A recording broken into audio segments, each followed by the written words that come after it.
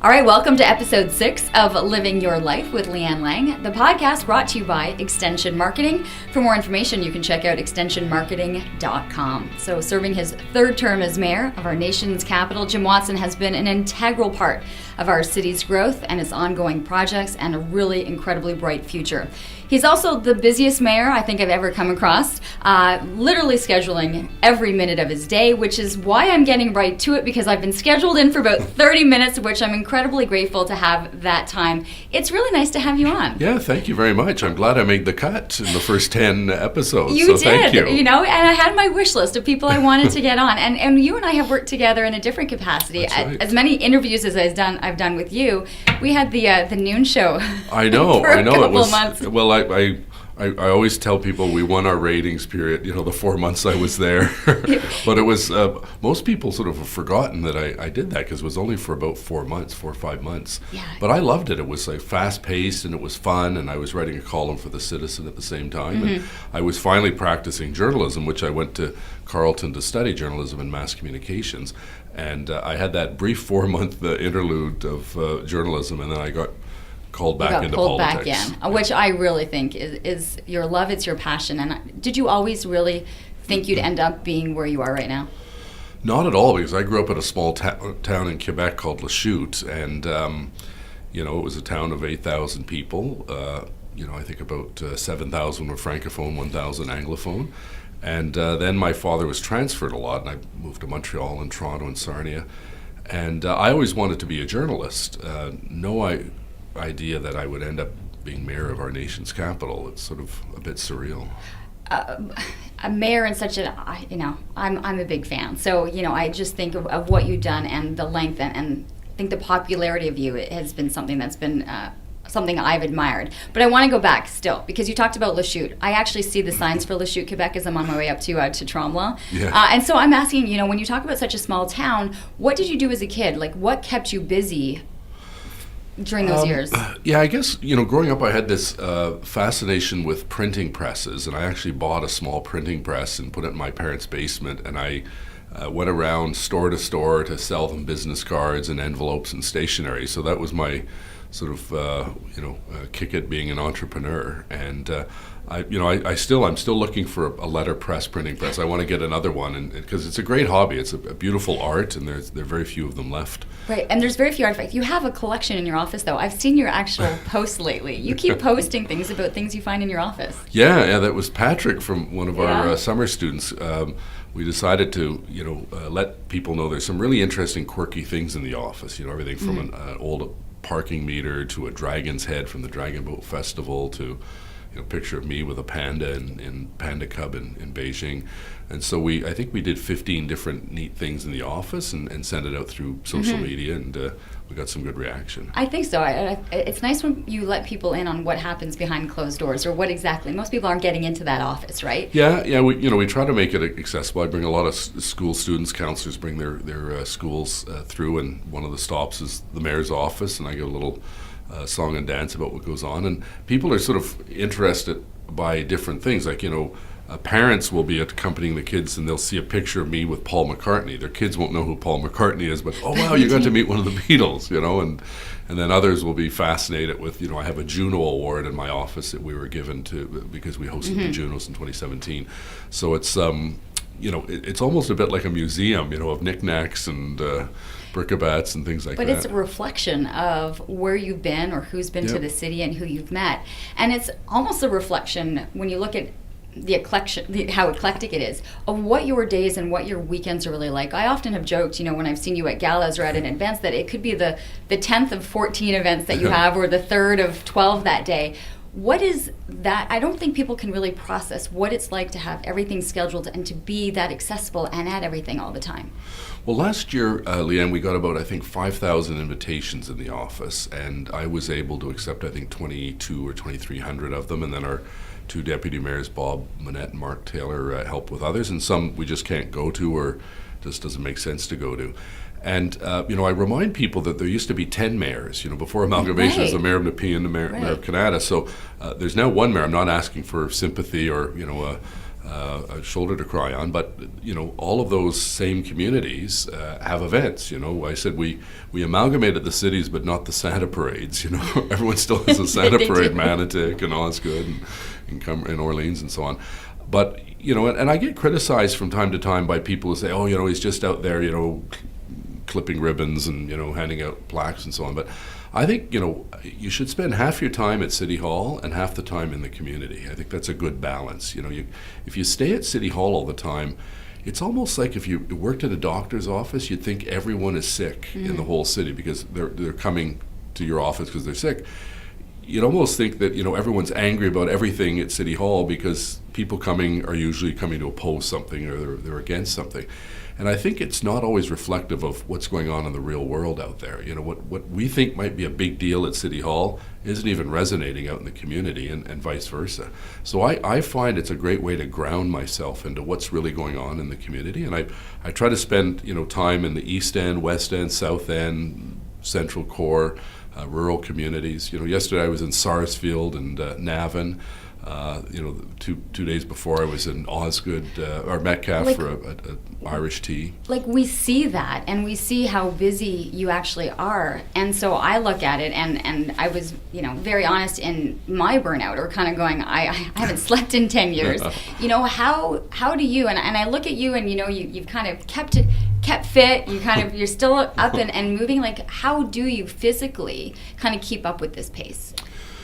Well, I haven't really thought about that because I've sort of lived that life for a fairly long time. Like when I was, as a minister and an MPP, and you're living in two cities, Toronto and Ottawa, and then I was mayor before that, and then I was president of the Canadian Tourism Commission, and I was traveling mostly international.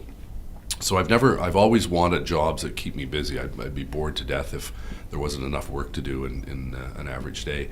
And I think, the challenge I have is trying to balance the different requests that come in with the time available on, like a Saturday I'll do 10 or 12 different events, which seems a lot, and it is a lot, but that's only a fraction of things that I've been invited to. We've had to turn down probably an equal number. But it's almost like I'm not saying it's a pressure, but when you talk about the balance, most people are balancing it then with, okay, I've got to get this done at work, I have this to do with the family, I've got to plan on this. Like your balance, and there was a really interesting article about you being married to being the mayor. It's almost like that's my family. People say, "Oh, do you have any kids?" I said, "Yes, 900,000," and they're all constituents. And but that's what I love. I think if you have if the mayor, the next mayor is, someone with, 3 kids, that's going to be their priority, and they're not going to go to every single thing like I have the freedom of going to. But, I love these events. I have to be honest, there's some, that are not that exciting to go to, but the vast majority of them are great. When I go to someone's opening of a new store or a restaurant, it's so nice to see the families of the owners there, like the mom and the dad and the aunts and the uncle, because they put all of their resources into this restaurant. And the least I can do is show up and, offer them some words of congratulation, because it's a big risk to open a restaurant or a store, and you don't know if it's going to be a great success or it's going to go bankrupt in 6 months. And so I think it's important that mayors and councillors and MPs and so on show up at these events to encourage the growth of jobs and creating some economic wealth for them and for their community as well. You've talked about people taking risks and doing something that they're passionate about, or opening up a family business and so forth. But I kind of want to talk about some of the risks that you might have taken when you were kind of working in politics, and when we were talking about kind of being a member of parliament. One of the things that I think you're most proud of is the smoking, the legislation and the SmokeFree Ontario. Why was that so important to you? And you seem to be incredibly proud of what you were able to accomplish there. Yeah, it's not every day that you can do something that you can actually look back on and say, you know what, this is going to help save lives. A doctor can do that every day, but not usually a politician. And this was a great piece of legislation that found its roots actually here in Ottawa at the Newport restaurant with this wonderful woman, Mo of course, but one of his great waitresses, Heather Crow. And she worked in the hospitality industry and the restaurant business for 40 years, never smoked a day in her life, but was subjected to that haze of blue secondhand smoke that you're too young to remember, where there used to be a smoking section and a non-smoking section or something. I remember my mom smoking in the car, and then just desperate for her to, and desperate for the window to open so that I could breathe it in, or ashtrays, or the... Oh, yeah, I couldn't stand dirty ashtrays. It was like just... Trust me. Yeah, I remember it vividly, yeah. And so it was former Premier Dalton McGuinty who met with her, and she was on a crusade because she had been... dealt this diagnosis of lung cancer, and she wanted to use her last remaining months and weeks to sort of promote a smoke-free Canada. And so she was going to meet all the different premiers and so on, as many as she could get in to see. And she saw Dalton, and he was impressed with the work that she had done. The city of Ottawa was a step ahead because they brought in their own ban of smoking in restaurants, and that was a huge battle. The bar owners, this is going to be the end of civilization, and the sky is falling and everything else. It proved not to be the case. There are more bars open today than there was when this act came in 10 years ago. And it was meant to protect the employers or the employees of the establishment who didn't have a choice. They had to go in and work in this terrible environment where your clothes stank and you're breathing in, your eyes were watery and so on. And so when that came in, it was, I guess, a little over 10 years ago, I was the Minister of Health Promotion, and there was a lot of anger. I had people, calling and yelling that they were from legions, it's going to kill the legion, and we fought for our country. Why, I said, you didn't fight to sort of, allow smoking in a building. And so, we stood our ground, and I think most people today would realize, it was the right thing to do. You shouldn't be in this odd situation where you're in a smoking section right next to the non-smoking section, and there's not even a curtain separating it. It was sort of bizarre and silly. But it almost seemed to be the domino effect, because from that it established, wasn't just into restaurants. It trickled down into so many other avenues. And I think when you look at the children now who are benefiting from it, they have no concept of what it's like to go in and ask for in the smoking section, or be in an airplane, or any of those things. Yeah, well, I remember telling my nieces at the time, I said, you used to be able to smoke in an airplane, and they thought I was crazy, like with three heads. What, you'd smoke in an airplane? There's all this jet fuel? Like, that doesn't make any sense. But you could, and you had this section, and it was like a little curtain. But, it was, I think, anytime you're doing anything new, I've found in politics that people just don't generally like change. There's reluctance to sort of change. If a new building is being built in their neighborhood, or a new decision on a smoking policy or tax policy or OC Transpo, there's generally human nature is, I like everything the way it is. And every once in a while, as a politician or as a leader, you've got to sort of step up to the front of the parade, excuse me, and try to explain to the constituents, this is actually a really good idea. And 9 times out of 10, people begrudgingly will accept the fact that, this isn't so bad. A good example is Lansdowne. Lansdowne for years was a dump. Cruddy old buildings, asphalt torn up, a whole section of parking. And, we worked to put together a deal that really has revitalized Lansdowne. There's green space, there's trees, there's a children's garden, there's an apple orchard, there's skateboard park, there's, the horticulture building, Aberdeen Pavilion Farmers Market, shops, restaurants, sporting events. I love it down there. And it's great. Love that I have, when people come in from out of town, I have a place to kind of show them to say, no, we're cool. Like, we're not the boring city, and I think that was a great thing, and I think people have celebrated that there's somewhere to go. Yeah, and I've run into people who were dead set against it, friends in Lansdowne, shopping at Lansdowne, and I said, I'm not taking a picture of you, and we laugh about it, but I respect the fact that they had a difference of opinion at the time. But this podcast is brought to you by Extension Marketing. They are a new breed of marketing agency that acts as your virtual marketing department, designing and implementing cost-effective marketing strategies that will grow your business. I can speak to this personally, as I've been using the Extension Marketing team to help me launch and grow my business. Founder Pat Whalen has been a lifesaver for me, a genuine coach, guiding me along the way into uncharted territory.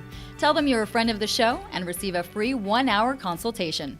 Check them out at extensionmarketing.com. You can't be in politics a weeping willow, just sort of, flopping back and forth depending on where the wind's blowing. If you believe in the project, you got to move forward and implement it, as opposed to simply saying, well, this is going to be too tough, too many people are angry, and there's shouting at town hall meetings and so on. But, I've recognized and I've heard, when you've done your homework, you know what people are saying, you know who's supporting what, which politicians are supporting what or what they've said. And that's been said, so I look at you, I hope you don't mind, just because I'm coming from the athletic background or the sports background. And I'm the non-athletic background. I know you Although are. ironically, I was the sports minister. This is because health promotion. Right, and I want to get into what you've been able to offer athletes as well, especially with the karting system in Ontario. But when I was looking at what you do and your preparation, when you're studying opponents or, bills or anything that has to kind of go forward, do you look at it or do you train for it like an athlete, like that you have to train, that you have to know, and that you have to practice? Or do you look at it more like a coach, that you're having to call the shots? Or where do you find the training for what it is that you do best explained? That's a good question. I've never been asked that before, because I think a lot of it comes sort of second nature now, since I've been in politics for a number of years. My view is always be prepared, with your facts. And, at the end of the day, good facts will win the argument, I think. But you also have to develop a thick skin, because, there's, particularly now with social media, the anonymity of attacks. I'm actually pretty lucky. Some of the stuff I see, every once in a while I'll be at an event with Catherine McKenna, the Environment Minister. And I think she's great. She's a real pleasure to work with. And, she and I will be at an event and, we'll tweet a picture or something. And then the vitriolic comments about her, and this crazy, conservative MP that called her climate Barbie and, degrading the position and the individual. I've been lucky, most of my people, that attack me or, you sort of turn the other cheek, or if they use foul language, I just block them, But the problem today, social media is a blessing and a curse for politicians. On the one hand, it's great. You can reach out to your I think I have 140,000 followers now. And that's great, but at the same time, there are all these trolls that sort of, try to, get under your skin. So you have to develop a thick skin. You have to be prepared when you go in for an argument or a debate, whether it's at Queen's Park or City Council or wherever. And at the end of the day, particularly at the city, because it's not a party system, once that issue is over, leave it behind. If you lost, you lost. Yeah, you have to. It's hard. I find it hard because I like to win everything, and I'm competitive. It's game that day way. for you most of the time. Yeah, it is. And at the end of the day, though, I think life is too short to sort of hold grudges and be angry all the time. Sometimes you hear on these phone-in shows on radio, it's like this angry sentiment. I just find that you can be angry once in a while. It's like a human nature to be angry once in a while. But I just find that there are a lot of people that are angry all the time, and I don't think that's healthy for them, and it's certainly not healthy for society. You talked on social media, and I was going to go Trump, and then I'm like, no, I've got to stay on. Got to stay on target here with the world of social media. You have people hopefully coming up and thanking you for different things that you have been able to accomplish, and you look at the SmokeFree Ontario, and I think there are genuinely people who are really thankful for these changes. And you've had athletes recently coming up to you because you've given them an experience or an opportunity to participate, to compete at the level that they were hoping for. And that was the karting system that you gave for Ontario athletes. Why was that important to you? And this was something that you also done while you were working, as Minister of Sport. Yeah, it was the Quest for Gold lottery. It's through the Ontario Lottery and Gaming Corporation. It was a $10 million fund that we set up, and it was to provide funding for carded athletes, because a lot of other provinces were offering that. Ontario was lagging behind. And, politicians are great showing up, when the medals are being handed out. But as you know, as an athlete, it takes a long time to get to the podium, in your particular sport. And, some of these athletes were, having to have their parents mortgage their homes in order to get the equipment and travel to the competitions and the training and so on. And, this wasn't a lot of money. In some cases, it might have been $3,000, $4,000, $5,000, but it certainly helped. Makes a difference. I've had athletes come up to me and say, it made the difference for me going training in the winter if they're the Rideau Canoe Club, they were down in Florida or wherever training. And it costs money to go down there and live and fly down there and so on. So I'm very proud of that program. It's still in existence, and it's still providing funding for athletes in Ontario. And we've seen an increase in the number of athletes who have done better as a result of those. Now, is there a direct correlation? Well, who knows? Listen, I can say that there would be when you don't have the pressure of wondering how you're going to pay for your coaching or your facilities or your competition, and you can focus on your training. It absolutely makes a difference. And it's also, I remember as an athlete, getting to that point where you could say you're a carded athlete. That's or right. that you've reached that goal. I mean, for a lot of people and athletes, that would be it as well. So there's so many things to play on. You giving people the ability or the facilities to train and to do things. It was important to you also when we talk about recreational facilities is having access for people to go and use them and to be active and attempt to have these healthier lifestyles. Yeah, and I'm very proud of the fact that, in the last couple of years we've opened, the Canada Richcraft Centre, which is beautiful. Looks like it's something out of Whistler, with the big wood beams. And it's just packed all the time. The Barrhaven Minto Centre, the Francois Dupuis Pool and Recreation Centre in Cumberland. These are all beautiful new state-of-the-art recreation facilities. And they often get short shrift. When you're dealing with infrastructure, it's usually roads and sewers and bridges and hard infrastructure.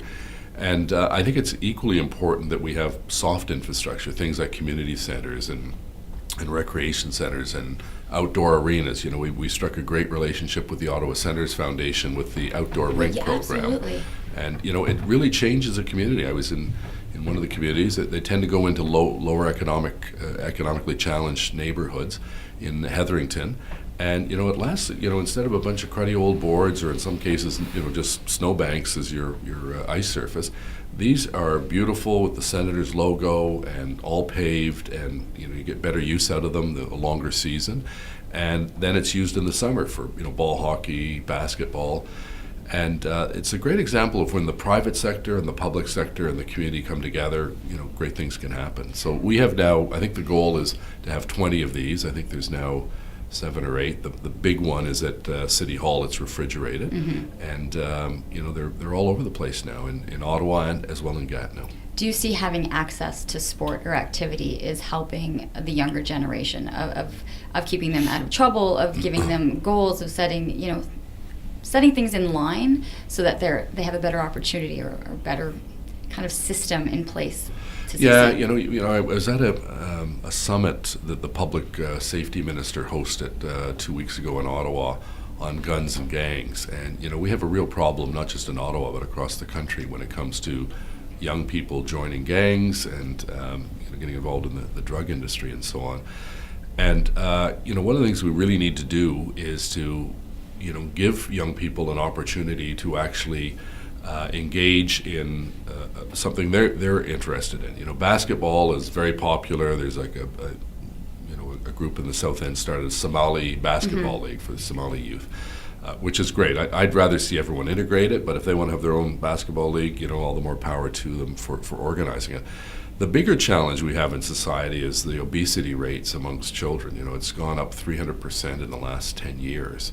And I used to, when I was Minister of Health Promotion, talk about, the strongest muscles on kids now are their thumbs because it's all video games, all the time. And, with diabetes, there's, cancer and there's heart disease, and it puts a massive strain on the healthcare system. Our healthcare system is really a sickness system. You come when you're sick, you go to the hospital. We need to spend more on wellness, and we need to spend more on preventative measures as opposed to constantly reacting and treating. How do you implement something like that? As you mentioned earlier, people have a difficult time with change. Yeah. How do you change that mindset of people that we use it for the proactive aspect of medicine? Well, we started to with the Ministry of Health Promotion, and then unfortunately, a few years after my time, they folded the ministry back into the health department, which I think was a mistake, because you need to have the hospitals reserved for true emergencies. And I think if we're eating better, we're not smoking, we're involved in physical activity, you're going to spend less time in the doctor's office and less time in the pharmacy, and it's going to cost society a lot less money because the healthcare system is the single biggest expense in any province. It takes up the largest piece of the pie. I think it's 40 or 45% of the budget is now healthcare. Really? Yeah, it was back when I was there, it was constantly growing. Ultimately it would absorb every nickel that taxpayers would send to it. So we need to make sure that people are, when people say, "Oh, it's a nanny state, don't tell me to exercise, and I can smoke if I want." It's like, well, you know what? I have to pay through my taxes for your OHIP. So I think I have a say in the fact that we're not turning into a nanny state, but I think there's an obligation on us all to try to eat better. I'm when I was Minister of Health Promotion, I was really good because I didn't want someone photographing me, eating a McDonald's quarter pounder of cheese. So did you feel pressure? Did you feel pressure, the perception of what people might think if they caught you as the health minister eating unhealthy? Yeah, I still did it, and no one. I think once in a while someone would say something when I was in the grocery store, but you have to sort of practice what you preach. You can't go in there and get on your soapbox and start talking about eating healthy and physical activity if you do nothing along those lines. So I actually, for that 2 years, I think it was the healthiest time of my life. Did you feel better during that time? Like, I did. Yeah, I did, and it's it's given me sort of reason. My staff will laugh at me because they know of all the food, the junk food that I have, and including stopping last night on the way home at Susie Q Donuts for 2 donuts. You like those, don't you? Yeah. It's not the first time I've heard you talk about that. No, they're very good. I should have a share in the company, I think. So, you can't be holier than thou and purer than pure. Like, people are going to have French fries and poutine and everything else. But, I have to sort of, do a better job of balancing my diet out because I have sleep apnea, which adds to one of the challenges. People, I often get a kick out of people saying, "Oh, you must never sleep," and I said, "Yeah, it's true. I do never sleep." And you end up with I've tried the mask and so on. None of them work for me. And with sleep apnea, it tires you down, and then your immune system is weaker. So I in the winter, I have like a nonstop cold. I'm always like sniffing and sneezing and so on. So I have to do a better job. But at least from a public policy point of view, I can put my efforts to opening these rec centers to give people a fighting chance to go to a really good center that has a fitness room and it's very modestly priced. Mm-hmm. No, you've been able to do that. I mean, keeping it, the access fees are to a place where people can actually go and be able to do that. All right, I just have a couple more minutes. So just things that I have noticed and things that I admire. When you're going to all of these events, you honestly can look a person in the eye and say their name and then ask them, how their spouse is doing or how their kids are. How did you train for that? You remember people's faces, their names, what they do. Like, is that just a natural talent? Or I have watched you in action. You're very good. Like, I'm wondering, can people train to be able to do that? Or I love name tags. I think that's they should be legislated for all events for politicians. You know what? It's funny because sometimes I will, remember someone that I met like 10 years ago, and then, someone will come up to me and I'll say, "Oh, very nice to meet you." "Well, we met 2 weeks ago." So, I'm sort of hit and miss. I think after a while, you get to see a lot of the same people at different events. Like I jokingly said, Ottawa's a population of 500. We're always at the same thing, the snowsuit fun and this and that.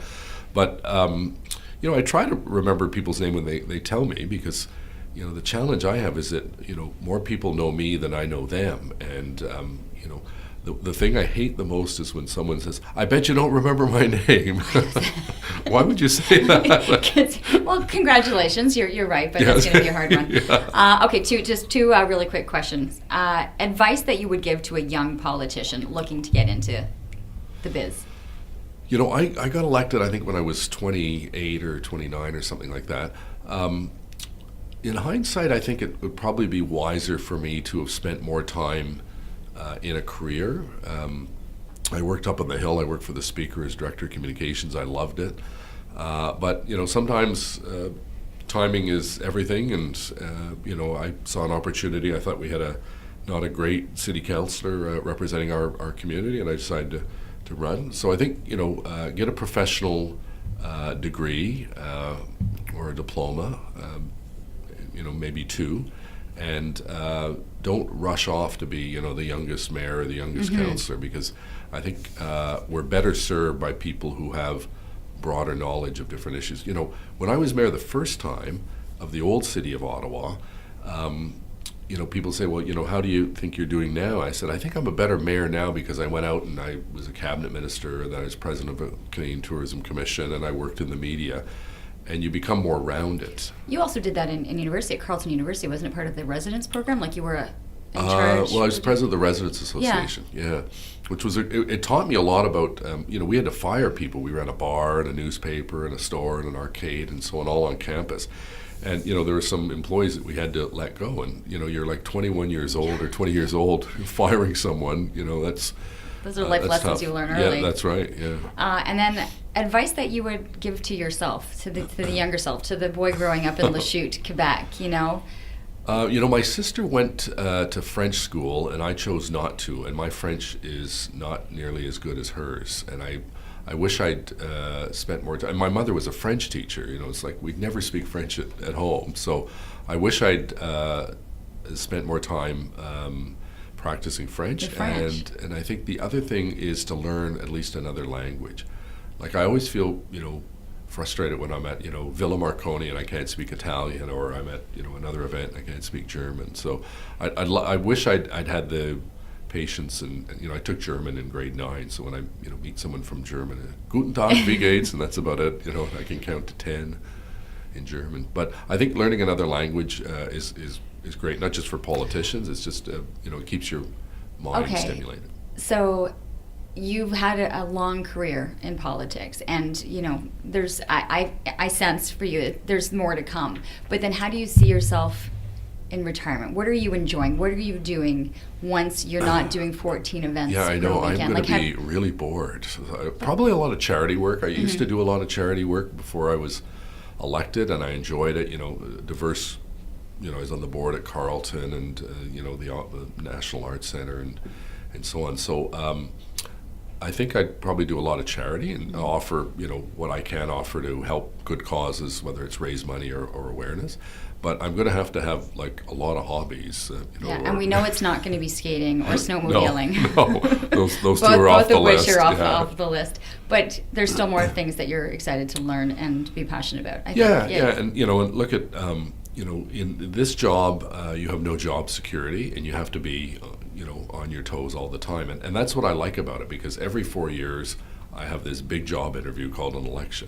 And if people don't like what I've done or what I've said, or you know, combination of those, then they have the right to tell me, you know, we don't want you anymore. So, you know, I don't know, you know, I have an election this October. I don't know what the results are going to be. So, you know, I could be doing a lot of charity work, or I could be back as mayor, but that's up to the public. Well, you've got my vote.